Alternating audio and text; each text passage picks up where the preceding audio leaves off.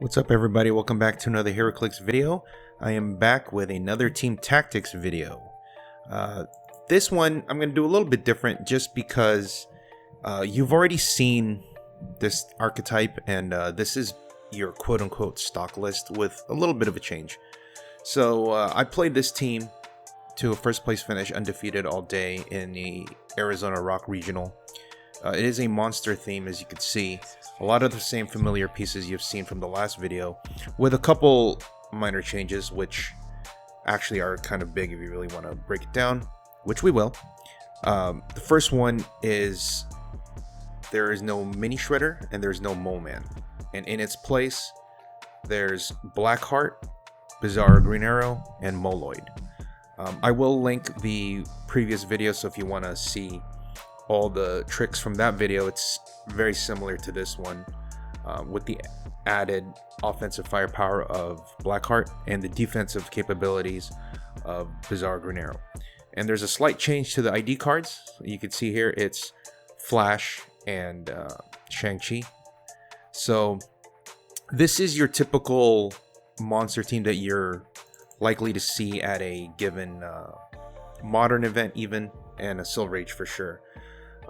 It has the two main guys in, or the three main guys actually. It's Blackheart, Sky Tyrant, Venom Magneto, and then choose your support pieces and your colossal retaliators and whatnot, and then objects IDs. Done, right?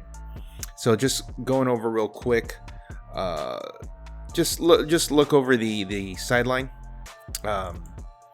It's a lot of the same stuff. You see Deadpool's here because of Blackheart, Destroyer Prime. The ID cards, it's the Wonder Woman Flash, the Chase Beast, and the Shang-Chi from the War of the Realms. And then, of course, the four Trouble Alerts. Choose your own adventure, I guess you could say. Choose your own Trouble Alert. But let's go over the IDs real quick. Why I made the change here. With the Shang-Chi, it's Bizarro Green Arrow can call him in. His inspiration is +1 attack and gives precision strike. Keep in mind that the +1 attack is only for close attacks. So since this team is mostly a close combat oriented team, that's perfect. He's perfect for Sky Tyrant when going after Thanos or with super senses people, because the big thing against Thanos is if he picks Time Gem, you don't want him to roll out with a 5 or a 6, so at least Precision Strike makes it so it's only a 6.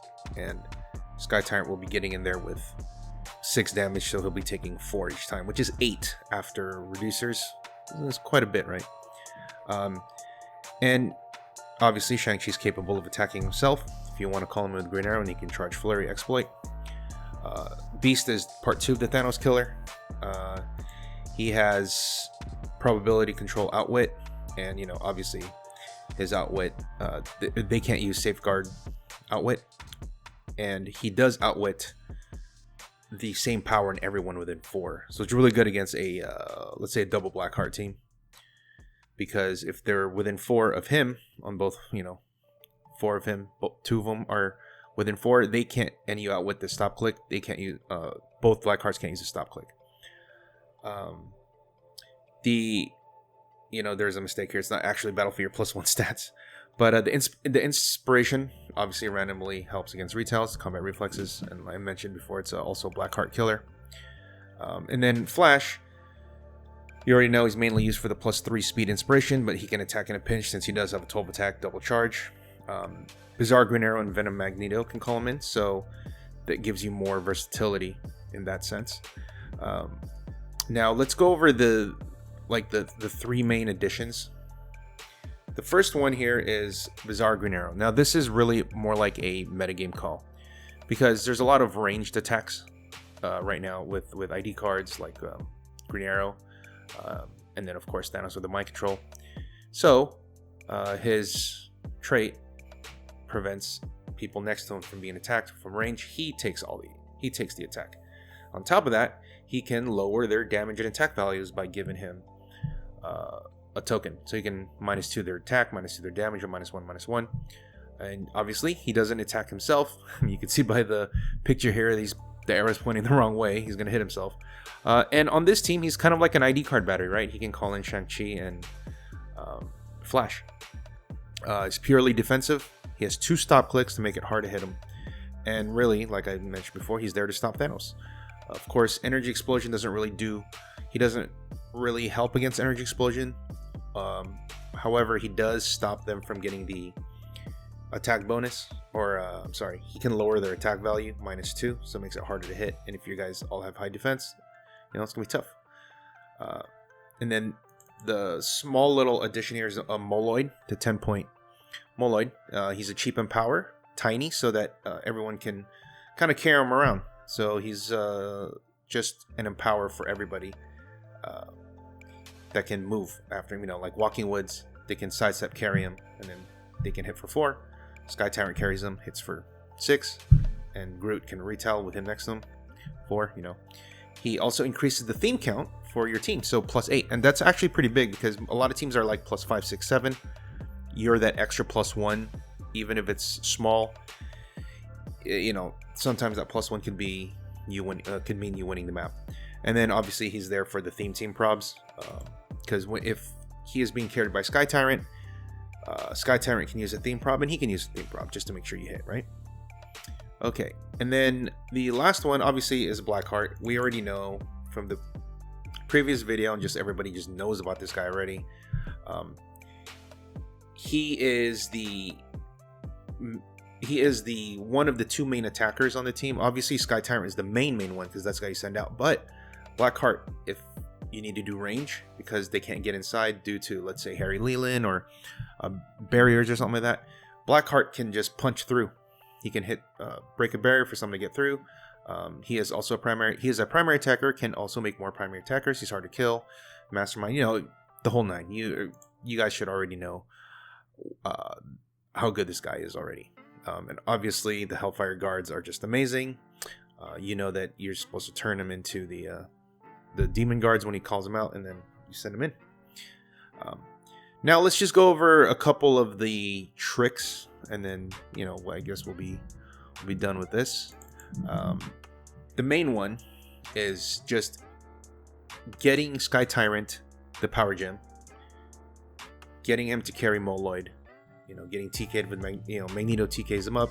Sky Tyrant goes. Whether or not you want to give the +3 move from Flash, it's up to you. But the main thing here is there's massive damage output with this Moloid on this team, because Sky Tyrant now charges Flurry for 6 damage, 2 bolts, exploit, and then the Hellfire Guard can follow up with a charge exploit for 4 damage with next to Moloid. And then we already mentioned with Groot retelling next to Moloid for 4, making the Walking Wood 4. So there's just massive amounts of damage. It's really it's designed to punch through the high long clicks, invincible, imperv, stuff like that, because you want to just punch through as much as you can. Even if they can reduce penetrating, they're taking 6 and 4 damage at a time. Something's gonna go down. So the damage output here is probably the most it can be, just because of the Moloid, right? That one little empower can do a lot of things. And then now we're gonna look at the 1-2 punch of the Sky Tyrant Blackheart, which I alluded to.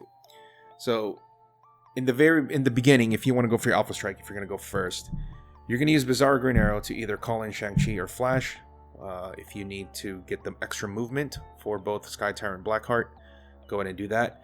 If not, then you want to get the Shang-Chi, so you get Precision Strike and +1 attack, right? So Sky Tyrant's hitting for at least a 13 attack, maybe 14 if they share a keyword. But he'll have Precision Strike too against Thanos. But you send in Sky Tyrant first, mostly, and then he's going to go hit, boom, boom, boom, he moves away, he can outwit, whatever. And then you follow it up with a Blackheart, a running shot energy explosion. And then when you combine that with Magneto free TKing Sky Tyrant and then regular TKing Blackheart, Blackheart's moving 6 with the TK, and he's going to running shot 8. So that's 14, and then he's shooting 7 with his 7 range. So that's a 21 square reach. If they're playing a bunch of Colossals, he can just energy explosion and hit the people next to him. Or, if they're hiding behind a barrier and there's a Colossal, he can hit them and then splash on the others, which, I did quite a bit. And the last thing I want to talk about was the defense the defensive capabilities of this team. A lot of times, because you're going aggressive, you really don't get to see this because your guys won't be next to Magneto and Bizarro Green Arrow. But in the certain times where you are going to be defensive, let's say you go second, or you need to set up because they have barriers or whatnot, and you just need to kind of creep up, you want to have Magneto carry the 4 people here that you see: Bizarro Green Arrow, Blackheart, Sky Tyrant, Moloid. And then as long as they're all next to Bizarro Green Arrow, any attack that goes to any of those guys from range will go to Bizarro Green Arrow. And with him having 2 stop clicks and having the special power where he can reduce attack or damage values, it's going to be hard to get rid of him. Even an opposing Green Arrow that's called in can't kill him, because they're just going to make his damage go down to 1 or 2, right? Now, this is mainly for Thanos, right? Because what the biggest problem for a team like this is if Thanos gets to attack you with a range attack, obviously with his free mind control and just attack, your guys can go down quickly. But if it goes to Bizarro Green Arrow, then he gets mind controlled. He can't really do anything because he's doing 1 damage. And then, furthermore, he can also reduce his damage if Thanos just wants to hit. So a team like this, a formation like this is only good against a non-energy explosion team. All right, just keep that in mind, because an energy explosion team, although Bizarro Green Arrow can reduce the attack value, everyone's still going to get hit. So there is that chance. So you have to keep that in mind as well if you're going up against an opposing Blackheart or somebody has energy explosion, just period. So the team is very, very potent. It's faster than the mini shredder version, because that team really only has a Sky Tyrant as an alpha, and mini shredder is just there to kind of clean up, whereas and also wait next turn to do something. This one, you can all do it in 1 turn, right? So you can just go with Sky Tyrant, do massive amounts, and then follow up with Blackheart and do massive amounts as well, right? Especially if you get a Hellfire Guard, because then Blackheart's doing double attacks. So the team is very forgiving if you make a little mistake, because it just deals so much damage, and you have that retail chain just like a normal monster team. So you don't have to really worry about if you make a mistake as much, because you have the retails following it up, right? And those retaliators can make more bystanders, which can kind of cover up your mistakes, because they're going to make more bystanders that can attack, right? So this team is obviously one of the top 2 teams in the format. I would say the Thanos archetype and the monster archetype are the top 2. Something that you'd have to really be aware of when you play a Silver Age event.